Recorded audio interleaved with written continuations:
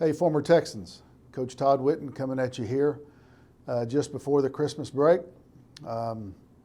We've had a very good fall semester, one that required a lot of adjustment, obviously, on our part. Instead of playing a fall season, we had fall football, just as we normally would during the springtime. We spoke a little bit about that after our last practice, and I hope you got that message.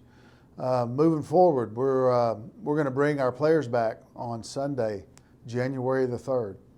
And just a little bit of information on that, we're going to have to put our guys in hotel rooms around Stephenville to keep them separated so we can get everybody tested, get those test results back without running the risk of exposing one another to the COVID virus. Our guys will be having to have takeout meals for the first 3 or 4 days of camp. So it's going to be sort of chaotic, something that none of us are used to. We've been calling around all over the country to a lot of the FBS schools that have played a fall schedule, trying to get some good ideas about putting this season together and keeping our players safe, keeping them healthy, and keeping them ready to play week in and week out. And so our plan is to have one of those teams that is able to go and play 8 weeks in a row without COVID issues. And so it's going to require a good job on everyone's part, players, coaches, our medical staff, everybody involved, to keep these guys healthy and on track. So we're going to bring McNeese in here on February the 13th. That's going to be a huge day for us. It's going to be our first Division I opponent here at home, here at Tarleton. So big day just because of that. McNeese will probably be the best football team that we've ever played. We opened with them 5 seasons ago, I guess now. And this McNeese team, I think, is very comparable to that one. These guys were 7-5 a year ago and lost a couple of close games down the stretch, or they would have been probably top 20 and a playoff team. So they've got great team speed, just a really good opponent for us. And we're going to find out in a hurry kind of how we stack up.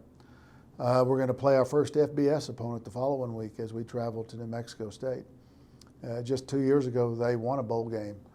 I believe they finished 7-5 as well in that year. So they've got a great coaching staff over there in Las Cruces, and again, probably the best opponent we've ever played. So, and we've played a lot of good football teams in the playoffs and through the Lone Star Conference play, but nothing with this kind of depth or probably the biggest difference will be the line play on both sides of the ball.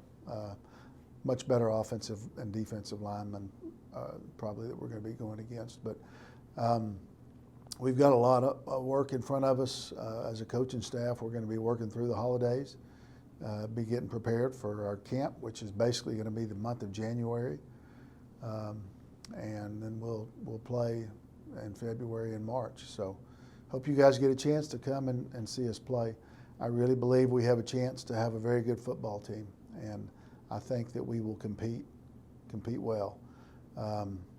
You know, exactly how we'll do against a McNeese or a New Mexico State, I really don't know, but I'm anxious to see our players get out and compete against them. So a lot of really cool stuff happening at Tarleton. We're going to have we're going to complete our field house here in the next couple of weeks, and it's just absolutely beautiful. I'm anxious for you guys to get back to campus and see the new locker room, you know, as opposed to the locker room that a lot of you guys spent your 4 years in. It's just absolutely first class. Dr. Hurley has just really come through in a big fashion for our football program. We're going to spend, I think, a little over $4 million on this project. Just everything is absolutely top shelf. And so our guys are incredibly excited about moving into this new place. So I hope everybody's doing well. We wish everybody a happy holiday season. Can't wait to see you guys in February, and come out and support these players. They've been working really hard, been through a lot of adversity. I think you'll be proud of them. Go Texans.